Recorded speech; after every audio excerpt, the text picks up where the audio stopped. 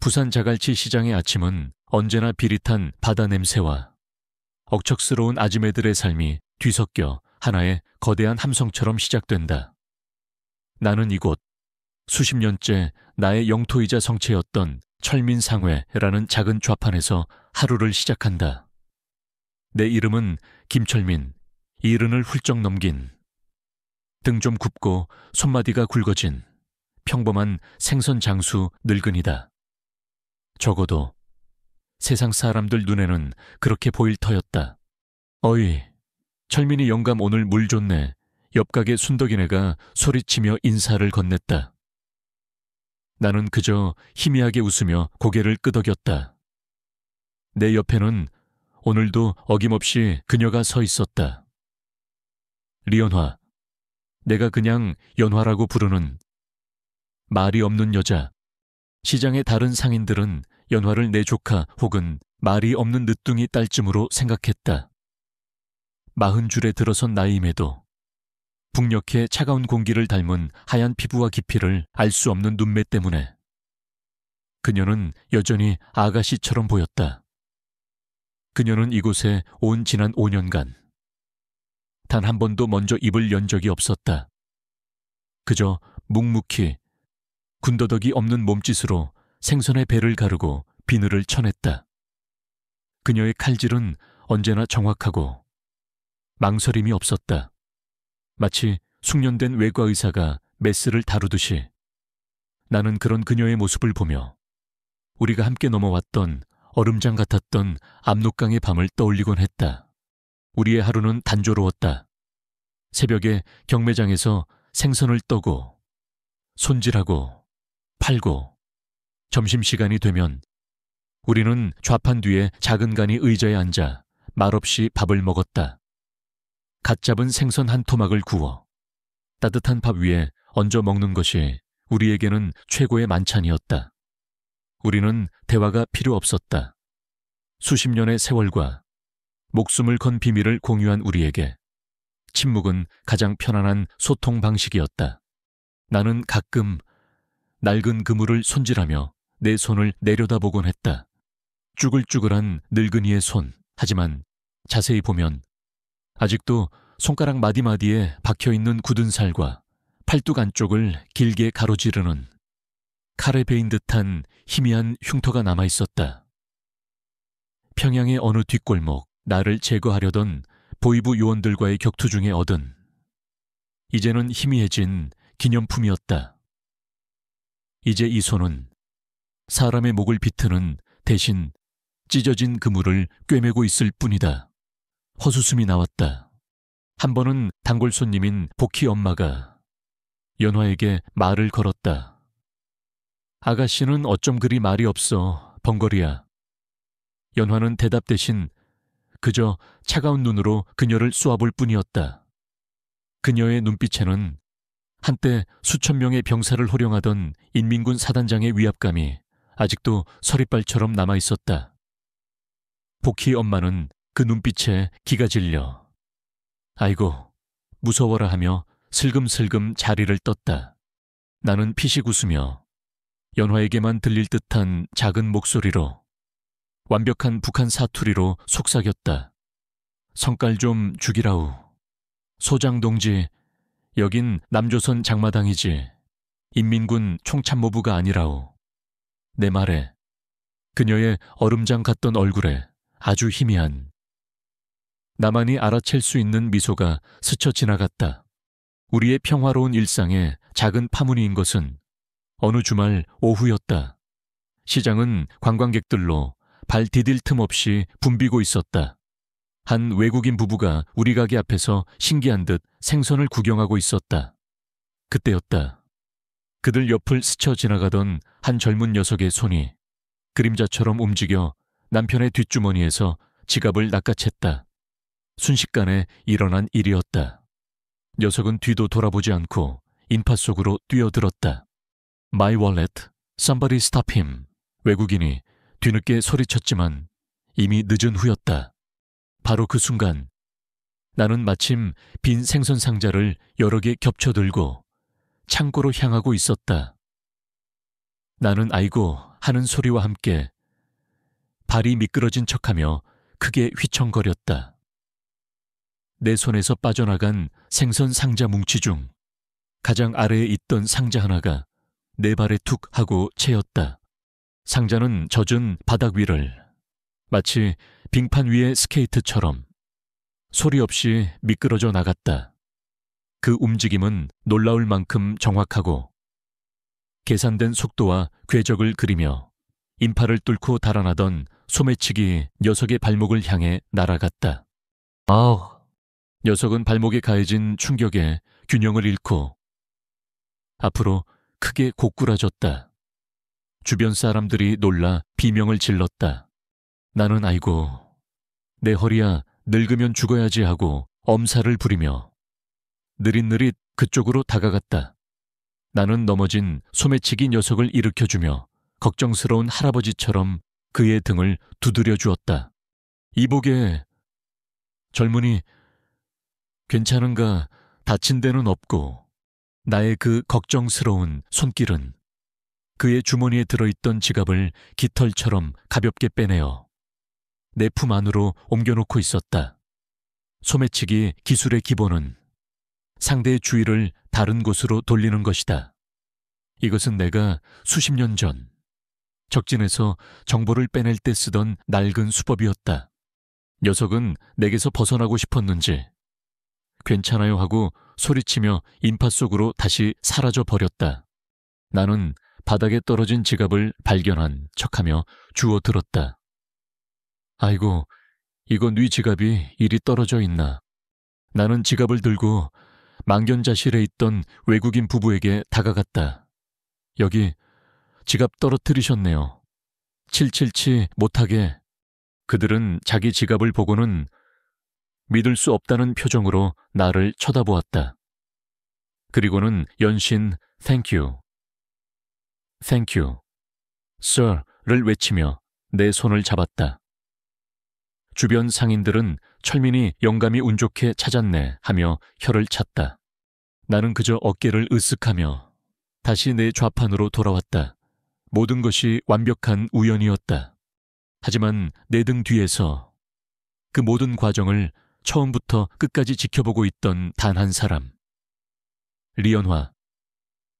그녀는 나를 보며 아주 작게, 그 누구도 눈치채지 못할 만큼 미세하게 고개를 끄덕였다. 그것은 수고했소. 공작원 동지하는 우리 둘만이 아는 비밀스러운 신호였다. 나는 그녀를 보며 피식 웃었다.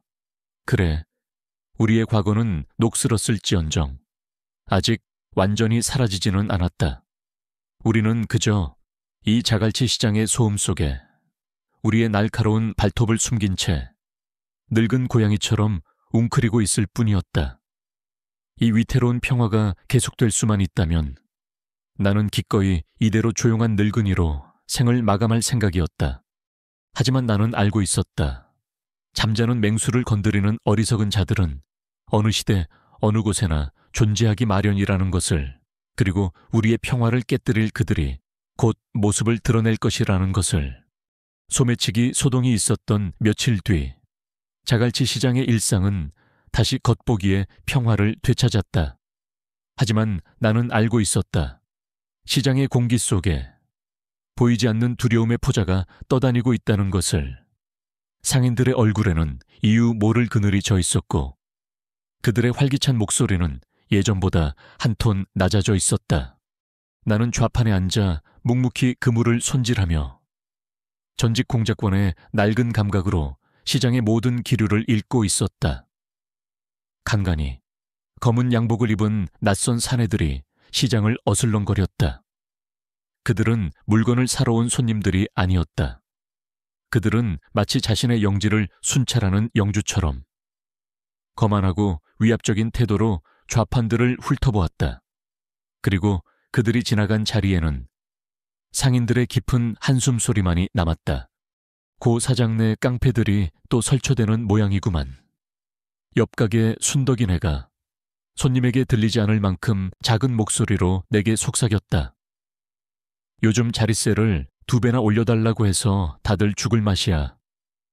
안 그래도 장사도 안 되는데 고태식 자갈치 상인회장이라는 번듯한 감투를 쓰고 있지만 실상은 시장 상인들의 고열을 빨아먹는 악질 조폭 두목이라는 것을 모르는 사람은 없었다.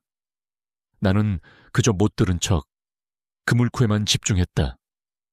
나는 더 이상 세상 일에 관여하고 싶지 않았다. 나는 북녘 땅, 지옥의 문턱에서 수십 번도 더 죽다 살아났다. 이제 내게 남은 유일한 소망은 내가 구해낸 저 여자, 리연화와 함께 이 시끄럽지만 평화로운 시장의 한 구석에서 조용히 늙어가는 것뿐이었다. 연화는 내 옆에서 여전히 아무 말 없이 생선의 비늘을 치고 있었다. 그녀의 무표정한 얼굴을 보고 있으면 나는 가끔 그녀의 속을 알 수 없었다. 그녀는 과연 지금의 삶에 만족하고 있을까? 한때는 수만 명의 군대를 호령하던 인민군 소장이 이제는 이 비린내, 나는 시장 바닥에서 생선이나 다듬고 있는 자신의 처지를 어떻게 생각하고 있을까? 우리가 목숨을 걸고 함께 넘어온 그 밤의 약속. 평범하게, 조용하게 살아가자는 그 약속이 과연 그녀에게도 행복일까?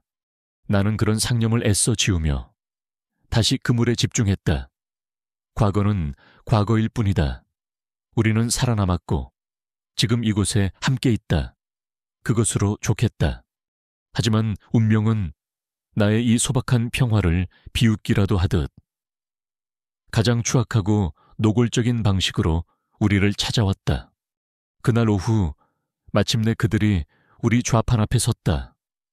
어슬렁거리던 검은 양복들 중 3명이었다. 금목걸이를 한 유난히 험악하게 생긴 놈이 리더인 듯했다. 여기가 철민상회 맞소? 그가 오만한 목소리로 물었다. 나는 늙고 힘없는 노인처럼 허리를 굽히며 대답했다.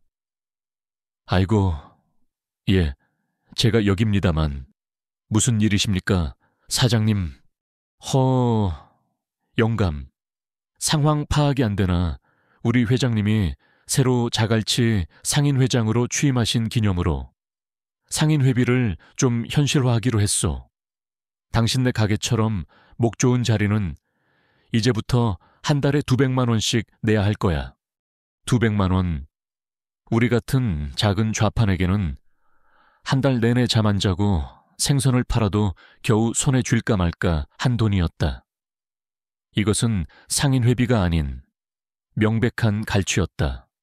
나는 최대한 비굴한 표정을 지었다. 나의 생존 제1원칙, 적 앞에서 약하게 보여라. 그러면 적은 방심한다. 아이고, 사장님, 우리 같은 영세 상인한테는 너무나 큰 돈입니다. 저희는 하루 벌어 하루 먹고 사는 처지라 제발 한 번만 사정을 좀 봐주십시오. 나는 허리를 연신 굽히며 사정했다. 금목걸이는 그런 나를 보며 비웃었다. 사정 배고픈 소리 하고 있네. 내일까지 돈 준비해놔. 안 그러면 이 자리 다른 사람한테 넘길 테니 그렇게 알아. 그때였다. 내 옆에서 묵묵히 비늘만 치던 연화가 칼질을 멈췄다. 그리고는 천천히 고개를 들어 금목걸이를 쳐다보았다. 그녀의 눈빛, 나는 그 눈빛을 보고 섬뜩한 기분에 휩싸였다. 그 눈빛은 내가 처음 그녀를 만났던 압록강변의 그 밤, 나를 향해 총구를 겨누던 인민군 소장의 바로 그 눈빛이었다. 경멸과 분노, 그리고 상대를 벌레 보듯 하는 서슬 퍼런 위압감. 연화의 그 눈빛에 금목걸이의 얼굴이 순간적으로 굳어졌다. 그는 곧 자신의 권위가 도전받았다는 사실에 더 큰 분노를 터뜨렸다. 뭐야, 이 아줌마는 벙거리야. 눈가를 왜 그렇게 또 사람이 말을 하면 대답을 해야 할 거 아니야. 그는 연화에게 다가가 손을 치켜들려 했다. 그리고는 내 마지막 남은 이성의 끈을 끊어버리는 말을 내뱉었다. 이 벙거리 같은 년이. 그 순간 내 안에서 무언가 툭 하고 끊어졌다. 지난 수십 년간 죽은 듯이 억눌러 왔던 공작원의 본능이 내 안의 야수가 깨어나는 소리였다. 다른 것은 다 참을 수 있었다. 하지만 저 여자를, 내가 목숨을 걸고 지켜낸 저 여자를 모욕하는 것은 참을 수 없었다. 그녀는 단순한 탈북자가 아니었다. 그녀는 나의 전우였고 나의 책임이었으며 이 세상에 남은 나의 유일한 가족이었다. 나는 허리를 폈다. 조금 전까지 연신 허리를 굽히던 그 힘없는 늙은이의 모습은 온데간데 없었다. 내 목소리는 낮고 조용했지만 그 안에는 얼음 같은 냉기가 서려 있었다. 그 입, 닥치지 못할까 내 갑작스러운 변화에 금목걸이를 비롯한 깡패들이 잠시 주춤했다. 그들은 곧 늙은이가 노망이라도 난 줄 알고 더 큰 소리로 비웃었다. 이 영감탱이가 진짜 노망이 났나야. 내들이 전현 놈들 좀 손봐줘라. 그의 말이 끝나자마자 옆에 있던 두 놈이 우리 좌판으로 달려들었다. 그들은 우리가 아침 내내 정성껏 진열해놓은 생선들을 발로 걷어찼다. 싱싱하던 화로들이 더러운 시장 바닥 위로 나뒹굴었고 얼음이 박살나며 사방으로 튀었다. 돈통이 엎어지며 꼬깃꼬깃한 지폐와 동전들이 흙탕물 속으로 흩어졌다. 우리의 삼터가, 우리의 성체가 한순간에 무참히 짓밟혔다. 그것은 명백한 선전포고였다. 금목걸이는 그 광경을 만족스럽게 지켜보더니 나를 향해 손가락질하며 말했다. 내일 다시 온다.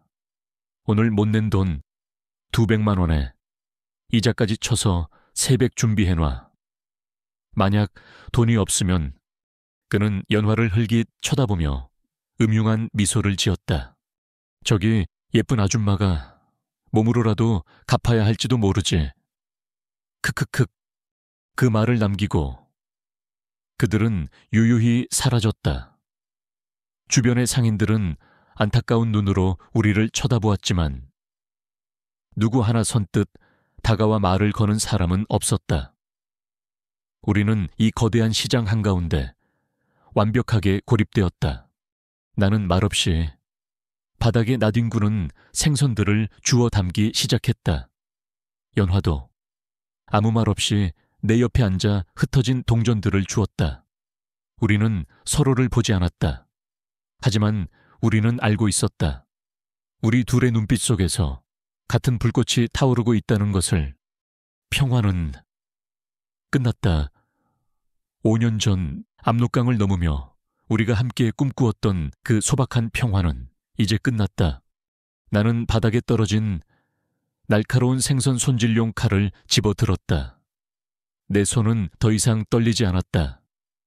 늙은 스파이와 버려진 장군, 세상에서 잊힌 2명의 전사가 이제 그들의 마지막 전쟁을 준비해야 할 시간이 온 것이다. 다음 날 아침 우리 좌판 주위의 공기는 팽팽하게 당겨진 활시위 같았다. 우리는 어제와 똑같이 좌판을 다시 펼쳤지만 생선을 손질하는 우리 둘의 손놀림에는 더 이상 일상의 평온함이 없었다. 나는 그물을 손질하는 척하며 날카로운 생선 손질용 칼의 날을 몇 번이고 갈아두었다. 내 옆에 연화는 아무 말 없이 붕대로 자신의 손목을 단단히 감고 있었다.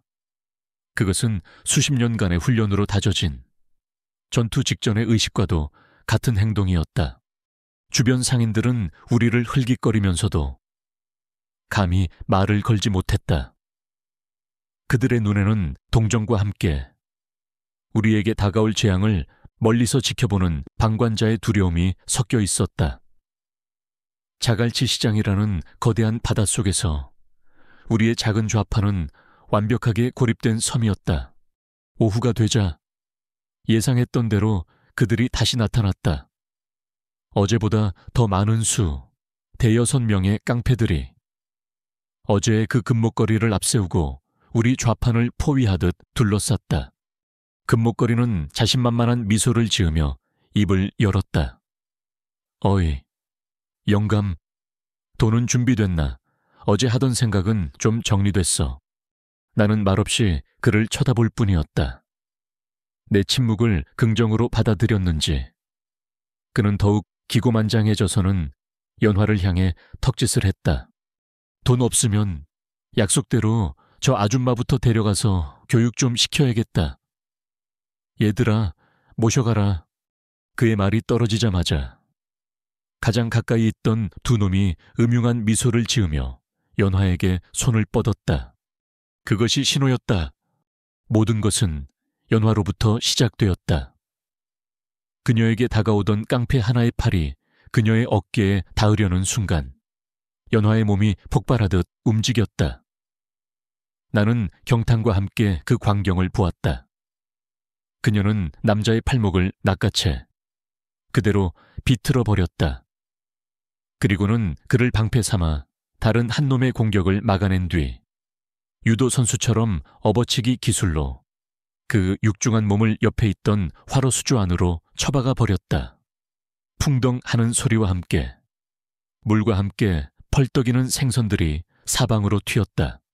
깡패들이 잠시 주춤하는 그 찰나의 순간 나 역시 움직였다. 나는 아이고 하는 비명과 함께 발이 미끄러진 척하며 옆에 있던 양동이를 발로 찼다. 양동이 안에 가득 들어있던 미끄러운 멸치대가 그들의 발밑으로 폭포수처럼 쏟아졌다. 으악 미끄러워. 두 놈이 멸치를 밟고 균형을 잃으며 보기 좋게 나자빠졌다. 상황은 순식간에 아수라장이 되었다.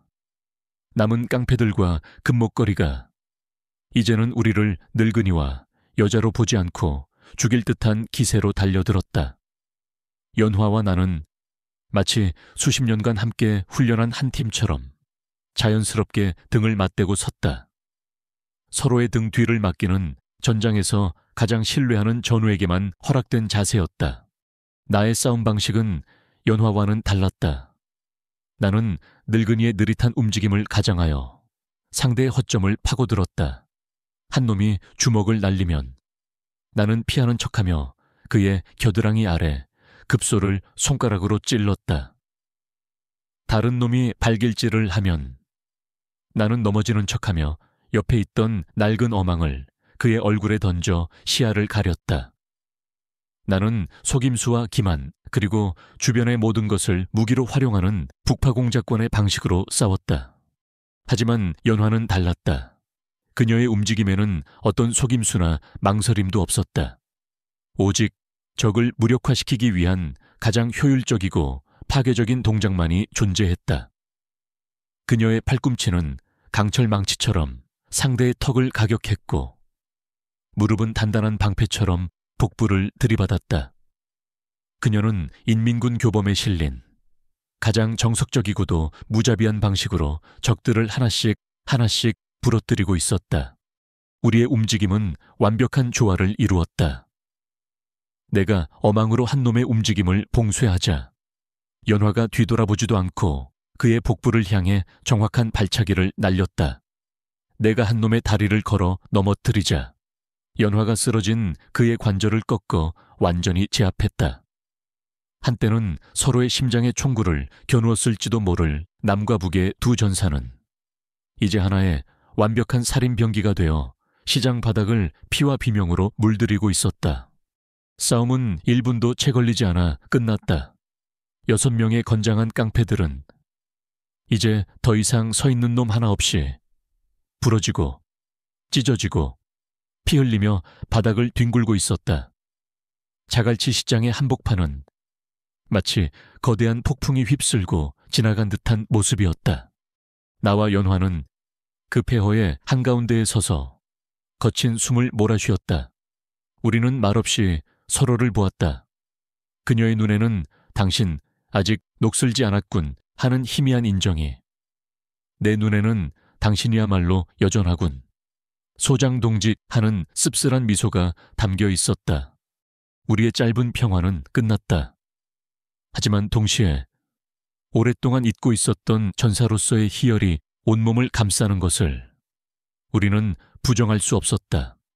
그때 요란한 사이렌 소리가 들려왔다. 시장 상인 중 누군가가 신고한 모양이었다. 곧 경찰들이 몽둥이를 든 채 우리를 둘러쌌다. 그리고 그들 사이를 헤치고 젊고 야심만만해 보이는 한 경찰관이 우리 앞에 섰다. 오승현 경장이었다. 그는 눈앞의 참혹한 광경에 잠시 말을 잃은 듯 했다. 그의 시선은 바닥에 쓰러져 신음하는 깡패들과 그 한가운데에 멀쩡히 서 있는 나와 연화를 번갈아 훑었다. 그의 젊고 경험 없는 눈은 이 상황을 가장 단순하고 이해하기 쉬운 방식으로 결론 내리고 있었다. 웬 늙은이와 아줌마가 건장한 남자 여럿을 상대로 일방적인 폭행을 가했다. 그의 눈에 의심과 적의가 가득 찼다. 꼼짝마, 전부 손들어 그가 우리를 향해 소리쳤다. 이게 다 무슨 짓입니까, 당신들? 정체가 뭐야? 나는 아무 말도 하지 않았다. 연화 역시 얼음처럼 차가운 얼굴로 침묵을 지킬 뿐이었다. 우리는 우리의 정체를 설명할 수 없었다. 우리의 침묵은 그에게는 유죄를 인정하는 것처럼 보였을 것이다. 경찰의 포위망이 우리를 향해 좁혀져 들어왔다. 번쩍이는 경광등 불빛이 우리의 지친 얼굴 위로 어지럽게 쏟아져 내렸다. 우리는 육탄전에서는 승리했다. 하지만 이제 더 거대하고 교활한 적과의 싸움이 시작되려 하고 있었다. 경찰서로 연행되는 동안 나와 연화는 한마디도 하지 않았다. 우리는 경찰차의 딱딱한 뒷좌석에 앉아 서로의 시선을 피한 채 각자의 과거를 반추하고 있었다. 나는 수십 년 전 적진의 심장부에서 홀로 임무를 수행하던 그 고독감을, 연화는 아마도 모든 것을 버리고 남쪽으로 향하던 그 막막한 밤을 떠올리고 있었을 것이다. 우리는 다시 세상에 홀로 남겨졌다. 경찰서는 혼돈 그 자체였다. 팔이 부러지고 머리가 깨진 깡패들은 피해자로서 요란하게 고통을 호소했고, 그들의 연락을 받고 달려온 변호사와 높은 사람처럼 보이는 자들이 경찰서 안을 활보하며 영향력을 과시했다. 반면에 나와 연화는 가해자로서 차가운 시선 속에서 각각 다른 취조실로 끌려 들어갔다. 나는 일평 남짓한 좁은 취조실에 철제 의자에 앉았다. 퀴퀴한 먼지 냄새와 싸구려 커피, 그리고 누군가가 피우다 만 담배 냄새가 뒤섞여 이곳이 어떤 공간인지를 명확하게 말해주고 있었다. 내가 과거에 반대편에 앉아 누군가를 신문하던 바로 그 공간과 똑같은 냄새가 났다. 씁쓸한 아이러니였다. 잠시 후 젊은 경찰관 오승현 경장이 들어왔다. 그의 얼굴에는 피곤함과 함께 큰 사건을 맡게 되었다는 약간의 흥분감, 그리고 우리를 향한 노골적인 편견이 담겨 있었다. 자, 그럼 시작하죠. 김철민 씨. 그는 내 신분증을 내려다보며 나이를 확인하고는 어르신이라는 존칭 대신 일부러 씨라는 호칭을 사용했다. 고태식 회장 측 진술로는 당신들이 다른 폭력 조직의 조직원이고 자갈치 시장의 상권을 빼앗기 위해 의도적으로 시비를 걸고 집단 폭력을 행사했다는데 맞습니까? 나는 그의 눈을 물끄러미 바라보았다. 저 젊은 경찰의 머릿속에는 이미 한 편의 시나리오가 완성되어 있을 터였다. 늙고 병든 노인과 말 못하는 여자가 건장한 조폭 여러 명을 때려 눕혔다는 비상식적인 현실보다는 조직 간의 세력 다툼이라는 설명이 훨씬 더 그럴듯하고 이해하기 쉬울 테니까 우리는 그냥 생선 장수일 뿐이요. 내가 나지막이 대답했다. 내 대답에 그는 어이가 없다는 듯이 콧방귀를 뀌었다. 영감님, 지금 저랑 장난하십니까? 그냥 생선 장수가 사람 뼈를 그렇게 정확하게 부러뜨리고 급소만 노려서 사람을 기절시킵니까? 제가 CCTV 대충 본 줄 아세요. 그는 책상을 손가락으로 탁탁 치며 나를 압박했다. 솔직하게 말씀하시는 게 좋을 겁니다. 배후가 누굽니까? 어느 조직 소속이죠. 지금이라도 사실대로 불면 정상 참작의 여지가 있을지도 모르죠. 나는 입을 다물었다. 내가 무슨 말을 할 수 있단 말인가. 사실 나는 대한민국 최고의 북파 공작권이었고 내 옆에 저 여자는 얼마 전까지 인민군 사단장이었다고 말할 수는 없는 노릇이었다. 나의 침묵에 오 경장은 더욱 화가 난 듯했다. 그는 자리에서 일어나더니 옆방으로 건너갔다. 연화가 있는 취조실이었다. 얇은 벽 너머로 그의 고함 소리가 들려왔다. 이봐요. 아줌마, 언제까지 입 닫고 있을 거야? 당신 정체가 뭐야? 왜 말을 못해, 번거리야? 아니면 위조 신분으로 숨어있는 간첩이라도 돼. 나는 주먹을 꽉 쥐었다. 분노가 치밀어 올랐지만 내가 할 수 있는 것은 아무것도 없었다. 연화는 그저 그녀 특유의 차가운 침묵으로 그의 모든 질문을 받아내고 있을 뿐이었다. 한참 뒤 오 경장은 지친 얼굴로 다시 내 방으로 돌아왔다. 그는 머리를 거칠게 헝클어뜨리며 서류철 하나를 내 앞에 책상 위로 던지다시피 했다. 영감님, 같이 있는 그 여자, 대체 정체가 뭡니까? 그의 목소리는 이제 분노를 넘어 다급함이 묻어 있었다. 우리가 그 여자 신원 조회를 했는데 아무것도 안 나와요. 출생 기록, 학력, 가족관계, 주민등록 이력, 아무것도. 대한민국에 존재하지 않는 사람이야.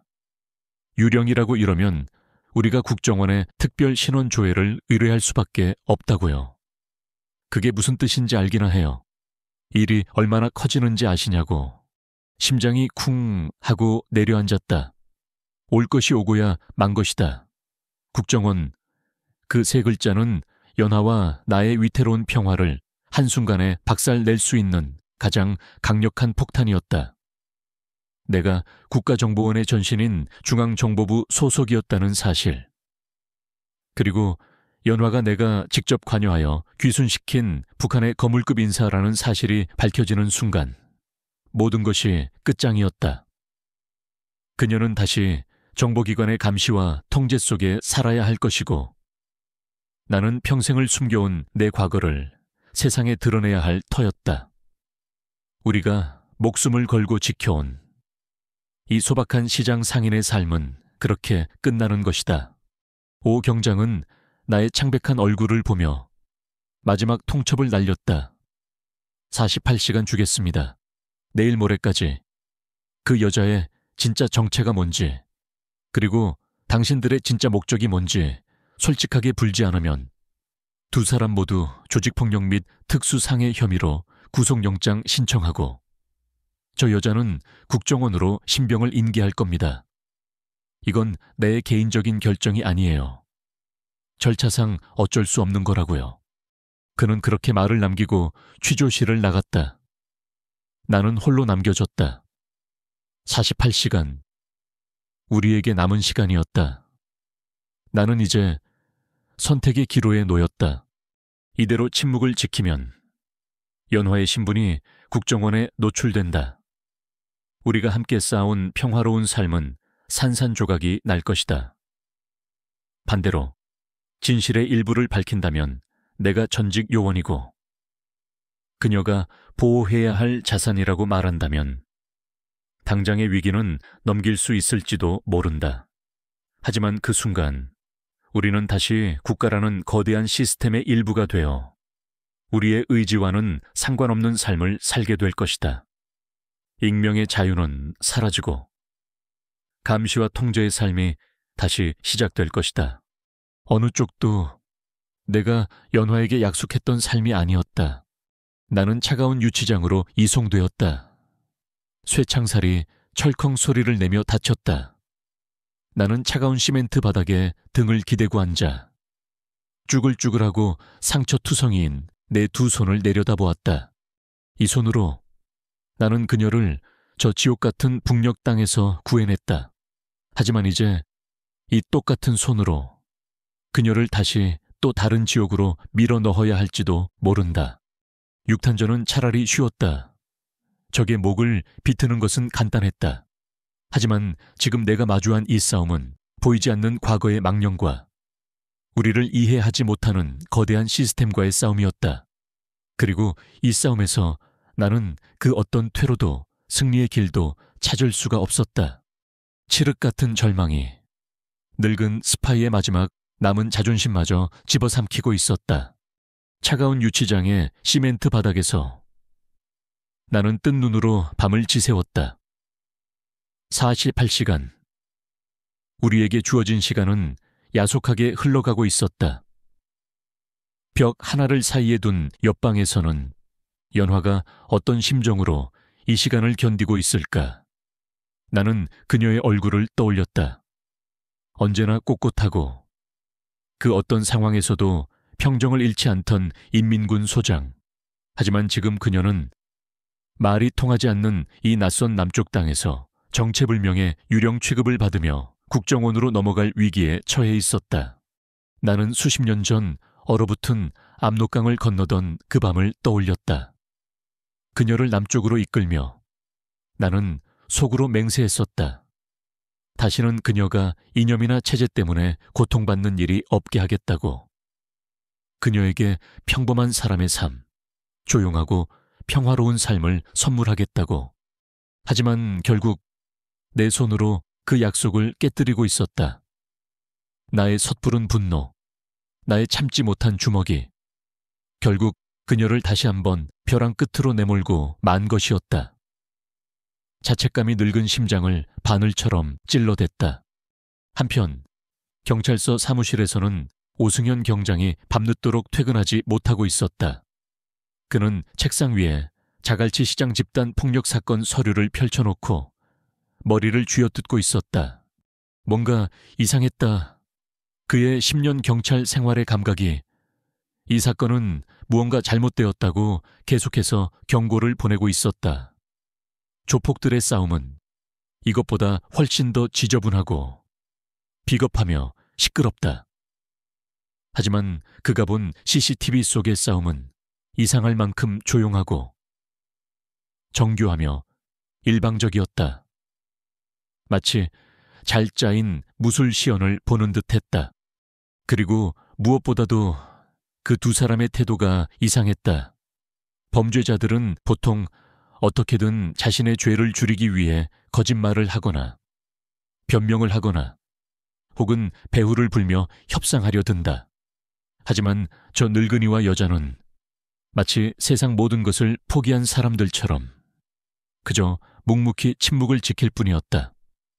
그들의 침묵은 죄인의 묵비권이라기보다는 무언가 거대한 비밀을 지키려는 자의 결연한 의지처럼 느껴졌다. 젠장, 찝찝해서 잠을 잘 수가 있어야지. 오 경장은 자리에서 일어나 증거물 보관실로 향했다. 그는 그날의 CCTV 영상 원본이 담긴 하드디스크를 들고 다시 자신의 자리로 돌아왔다. 다시 한번 보자. 처음부터 끝까지 아주 천천히. 그는 컴퓨터에 하드디스크를 연결하고 영상을 재생하기 시작했다. 그는 먼저 싸움이 있기 전날의 영상을 돌려보았다. 화면 속에는 고태식의 부하들이 우리 좌판으로 찾아와 행패를 부리고 좌판을 뒤엎는 장면이 고스란히 담겨 있었다. 이 새끼들, 먼저 시비를 건 게 맞잖아. 오 경장은 욕설을 내뱉었다. 이것만으로도 그 늙은이와 여자의 행동이 정당 방위의 요소를 갖추고 있음을 알 수 있었다. 하지만 그 정도의 정당 방위가 그 끔찍한 폭력의 결과를 모두 설명해 주지는 못했다. 그는 다시 문제의 그 집단 폭행 영상을 재생했다. 일반 속도로 재생했을 때는 그저 혼란스러운 폭력의 현장일 뿐이었다. 그는 재생 속도를 0.25배속으로 늦췄다. 느려진 화면 속에서 비로소 진실의 조각들이 하나씩 모습을 드러내기 시작했다. 그는 먼저 내가 우연히 미끄러지며 생선 상자를 발로 차는 장면을 집중적으로 보았다. 몇 번을 돌려봐도 그것은 우연한 실수라고 보기에는 너무나도 정확한 각도와 힘 조절이었다. 다음은 연화의 움직임. 그녀가 건장한 남자를 업어치기 한 판으로 수죄 처박는 장면은 올림픽 유도 결승전에서나 볼 법한 완벽한 기술이었다. 이건 그냥 싸움 실력이 아니야. 이건 훈련된 움직임이야. 오 경장의 눈이 번뜩였다. 그는 영상을 프레임 단위로 끊어가며 분석하기 시작했다. 한 놈이 칼을 꺼내들자 내가 바닥에 생선을 걷어차 그의 얼굴에 던지는 장면. 연화가 두 명의 상대를 동시에 상대하며 한치의 오차도 없이 급소만을 가격하는 장면. 그리고 마침내 그는 그 순간을 발견했다. 영상 막바지 남아있던 깡패 하나가 궁지에 몰리자 품 안에서 작은 권총을 꺼내려던 바로 그 순간이었다. 총구가 그의 허리춤에서 완전히 모습을 드러내기도 전 믿을 수 없는 일이 벌어졌다. 나와 연화는 서로를 보지도 어떤 신호를 주고받지도 않았다. 하지만 우리의 몸은 마치 하나의 뇌가 명령이라도 내린 것처럼 동시에 움직였다. 나의 손은 이미 남자의 손목을 향해 날아가고 있었다. 총을 쏘기 위한 그의 손목 신경을 마비시키기 위한 정확한 타격이었다. 그리고 바로 그 똑같은 찰나 다른 한 놈을 상대하던 연화가 몸을 회전하며 뒤돌려 차기를 날렸다.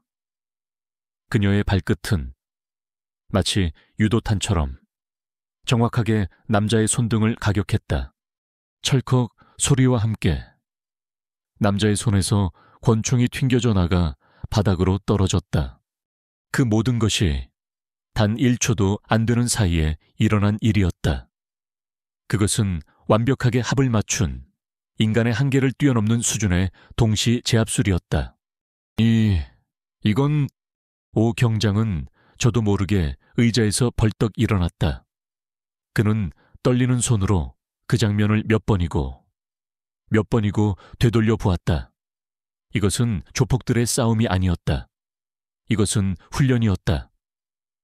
그것도 남과 북의 최정의 특수요원들이나 해낼 수 있는 상상 속에서나 가능한 수준의 완벽한 합동작전이었다.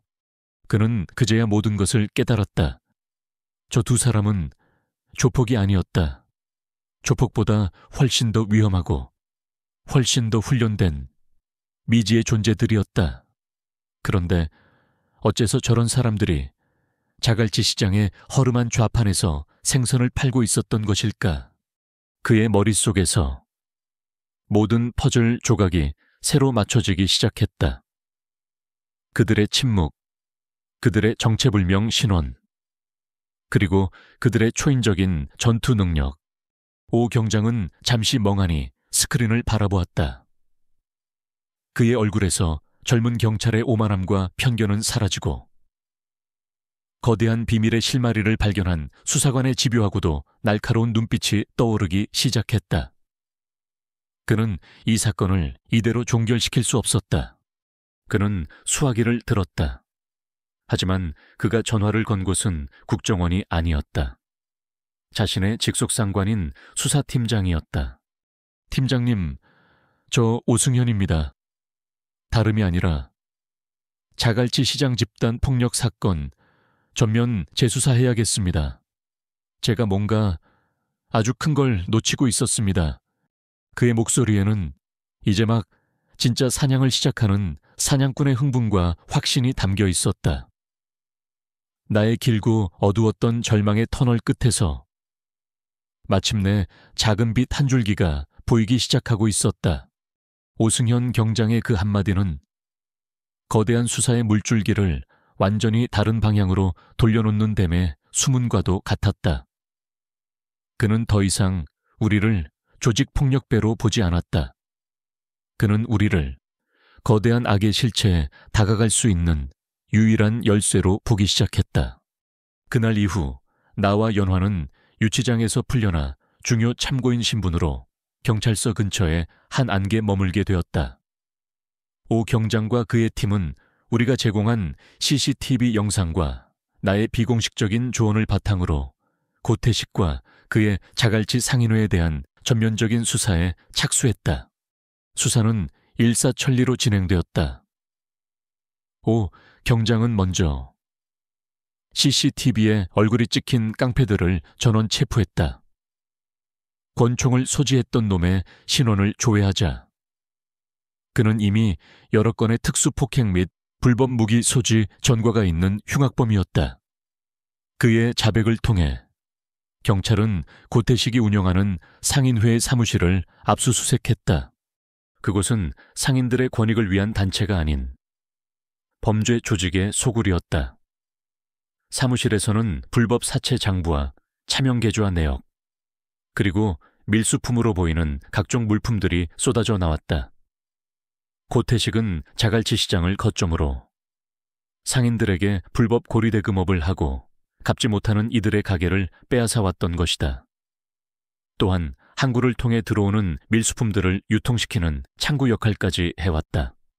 고태식은 자신의 모든 인맥을 동원해 수사를 막으려 발악했다. 하지만 오 경장은 끈질겼다. 그는 마치 오랫동안 굶주렸던 사냥개처럼 냄새를 맡고 맹렬하게 파고들었다. 어쩌면 그는 무고한 우리를 범죄자로 몰았던 자신의 과오를 이번 수사를 통해 씻어내고 싶었는지도 모른다. 결국 며칠 만에 고태식을 비롯한 그의 조직원 30여 명이 전원 구속되었다. 자갈치 시장을 수십 년간 공포로 지배해왔던 거대한 악의 제국이 그렇게 이름 없는 늙은이와 말 없는 여자의 손에 의해 허무하게 무너져 내렸다. 모든 것이 정리된 어느 날 오후, 오 경장이 우리의 안가로 찾아왔다. 그는 더 이상 우리를 취조하는 형사가 아닌 함께 전쟁을 치른 전우와도 같은 조금은 어색하고도 복잡한 표정을 짓고 있었다. 두 분에 대한 모든 혐의는 무혐의로 종결 처리되었습니다. 그가 서류를 내밀며 말했다. 두 분의 행위는 불법 무기를 소지한 범죄 조직에 대항한 정당 방위이자 시민의 의로운 저항 행위로 인정되었습니다. 나는 말없이 고개를 끄덕였다. 오, 경장은 잠시 망설이다.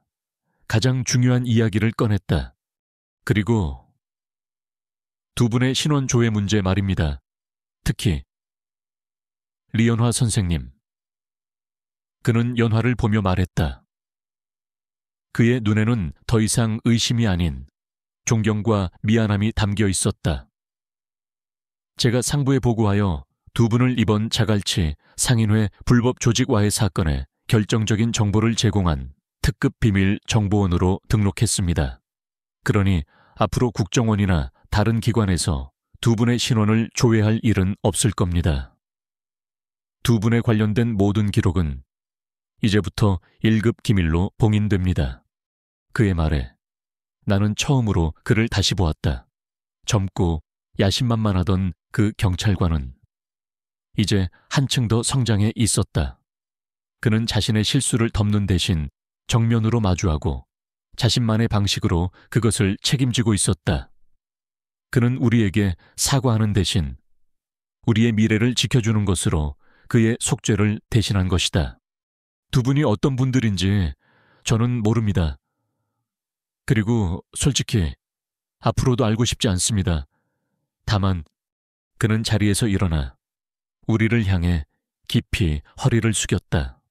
제 관할 구역을 부산 앞바다를 깨끗하게 청소해 주셔서 한 명의 경찰로서 한 명의 부산 시민으로서 진심으로 감사합니다. 그것으로 모든 것은 끝났다. 우리가 다시 자갈치 시장에 우리 좌판으로 돌아왔을 때 시장의 풍경은 완전히 달라져 있었다. 상인들의 얼굴에 드리워져 있던 두려움의 그늘은 사라지고 예전의 활기와 웃음이 돌아와 있었다. 고태식의 깡패들이 더 이상 활보하지 않는 시장은 그야말로 평화 그 자체였다. 우리가 좌판을 다시 펼치자 시장 상인들이 약속이나 한 듯이 우리에게로 몰려왔다. 옆가게 순덕이네는 막걸리 한 주전자를, 포키 엄마는 따끈한 돼지국밥 한 그릇을 내밀었다. 그들은 우리의 손을 잡고 연신 고맙다고 말했다. 아이고, 철민이 영감 영웅이요. 영웅 아가씨, 정말 고마워요. 우리를 지켜줘서. 새로 선출된 진짜 상인회장은 모든 상인들의 뜻이라며 시장에서 가장 목이 좋은 중앙 좌판을 우리에게 평생 무료로 내어주겠다고 했다. 나는 그들의 따뜻한 마음에 감사하며 정중히 사양했다. 마음만 감사히 받겠습니다. 우리는 여기가 좋습니다. 이 작고 허름한 자리가 우리에게는 세상에서 가장 편안한 곳입니다. 그날 이후 시장 사람들은 더 이상 연화를 말 못하는 여자로 보지 않았다. 그들은 그녀의 침묵을 강인함의 다른 표현으로 이해하기 시작했다. 그리고 나를 그저 등 굽은 늙은이가 아닌 자신들을 지켜준 동네 어른으로 존경해 주었다. 우리는 비로소 이 자갈치 시장의 진짜 일원이 되었다. 시간이 흘러 계절이 바뀌고 시장의 소음은 다시 우리의 평범한 일상이 되었다. 어느 늦은 오후, 나와 연화는 좌판 뒤에 앉아 그날처럼 말없이 각자의 일을 하고 있었다. 나는 해진 그물을 꿰매고 있었고 연화는 날카롭게 날이 선 칼을 손질하고 있었다. 지는 해가 우리의 늙은 얼굴 위로 황금빛 그림자를 길게 들이우고 있었다. 그때 연화가 처음으로 먼저 내게 말을 걸었다. 그녀의 목소리는 여전히 낯선 북녘의 억양이 담겨 있었지만 그 안에는 새로운 평화가 깃들어 있었다. 보아하니 우린 과거에서 영영 벗어날 수는 없는 모양이오. 늙으니 나는 그물에서 눈을 떼지 않은 채 피식 웃으며 대답했다. 아니, 과거에서 벗어날 수는 없겠지. 나는 그녀를 돌아보았다. 그녀의 깊은 눈동자가 지는 해를 담아 고요하게 빛나고 있었다. 하지만 어쩌면 그 지긋지긋한 과거를 이용해서 우리가 목숨 걸고 지켜낸 이 소중한 지금을 지킬 수는 있을지도 모르겠네. 소장 동지, 내 말에 그녀의 입가에 아주 오랜만에 진짜 미소가 피어올랐다. 그것은 더 이상 인민군 소장의 차가운 미소가 아니었다. 그것은 자갈치 시장의 생선 장수, 리연화의 따뜻하고도 평화로운 미소였다. 우리는 더 이상 아무 말도 하지 않았다. 그저 함께 늙어가는 서로의 모습을 바라보며 조용히 그리고 충만하게 우리의 새로운 평화를 만끽하고 있었다. 그로부터 1년 후 자갈치 시장의 계절은 다시 한번 바뀌어 있었고 우리의 작은 철민 상회에도 새로운 평화가 자리 잡았다. 더 이상 우리를 의심하거나 두려워하는 눈빛은 없었다. 시장 상인들은 이제 나를 철민이 영감 대신 우리 철민이 형님이라 불렀고 연화에게는 말 없는 미인 아가씨라 부르며 갓 잡은 생선이나 따뜻한 떡을 건네곤 했다. 우리는 이 거대하고 활기찬 시장에 진짜 가족이 되어가고 있었다. 연화에게도 많은 변화가 생겼다. 그녀의 얼굴에서 서리빨 같던 냉기는 많이 사라졌고 그 자리에는 자갈치의 따스한 갯바람을 닮은 부드러움이 채워지고 있었다.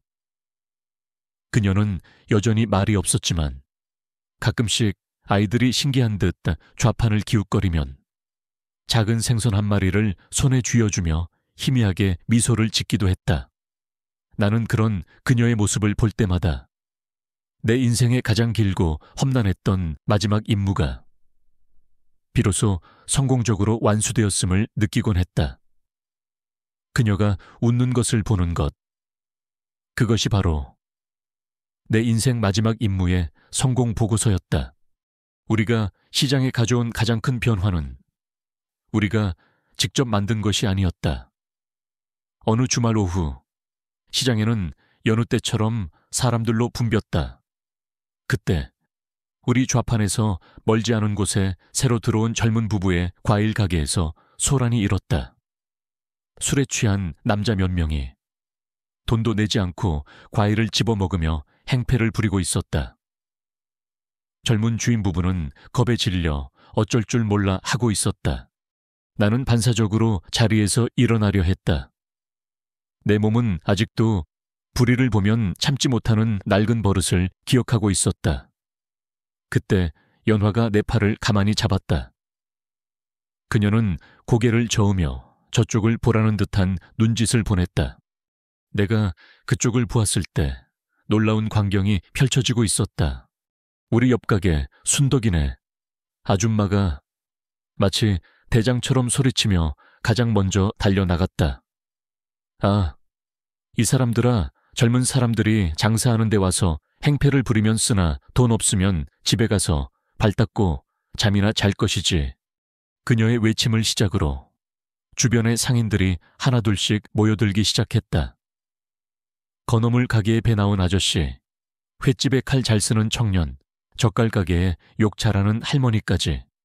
그들은 마치 약속이라도 한 듯 젊은 부부의 과일 가게 앞을 에워싸고 술 취한 남자들을 향해 한 목소리로 소리쳤다. 어디서 술 처먹고 와서 진상이야. 여가 니네 집 안방인 줄 아나. 좋은 말 할 때 꺼져라. 경찰 부르기 전에. 그들은 폭력을 쓰지 않았다. 하지만 수십 명의 상인들이 하나로 똘똘 뭉쳐 내뿜는 그 기세는 어설픈 깡패 몇 명쯤은 압도하고도 남을 만큼 강력했다. 행패를 부리던 남자들은 그 기세에 눌려 재수없어라는 말을 중얼거리며 꽁무니를 빼기 바빴다. 상인들은 아무 일 없었다는 듯 젊은 부부의 어깨를 두드려주며 위로했다. 걱정 마라. 세대가 우리 자갈치에서는 이제 저런 놈들 발 못 붙인다. 나는 그 광경을 연화와 함께 말없이 지켜보았다. 그리고는 서로를 보며 아주 옅은 미소를 지었다. 우리가 한 일은 아무것도 없었다. 하지만 우리가 지난 여름에 뿌렸던 작은 용기의 씨앗이 이제 시장 전체에 퍼져나가 스스로를 지키는 거대한 숲을 이루어내고 있었다. 우리는 더 이상 이 시장의 유일한 파수꾼이 아니었다. 우리 모두가 서로를 지키는 파수꾼이 된 것이다. 그날 저녁 하루의 장사를 마감할 무렵 오승현 경장이, 이제는 경위 계급장을 단 그가 사복 차림으로 우리 좌판을 찾아왔다. 그는 더 이상 사건 때문에 우리를 찾아오는 것이 아니었다. 그는 이제 가끔씩 들러 세상 돌아가는 이야기를 나누는 우리의 유일한 친구가 되어 있었다. 어르신, 연화 씨, 잘 지내셨습니까? 그가 웃으며 말했다. 나는 말없이 소주 한 병과 종이컵 3개를 꺼내 들었다. 그가 우리를 위해 사온 따끈한 돼지갈비 한 봉지를 가운데에 놓고 우리의 조촐한 저녁 식사가 시작되었다. 나는 소주를 가득 따라 한 잔은 오경유에게, 한 잔은 내게, 그리고 마지막 한 잔은 연화 옆에 빈 상자 위에 가만히 놓아두었다. 그녀를 위한 나의 방식이었다.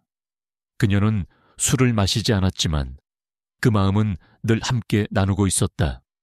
연화는 좌판 옆에 작은 화로에 오늘 팔다 남은 가장 신선한 우럭 한 마리를 올려놓고 정성껏 굽기 시작했다.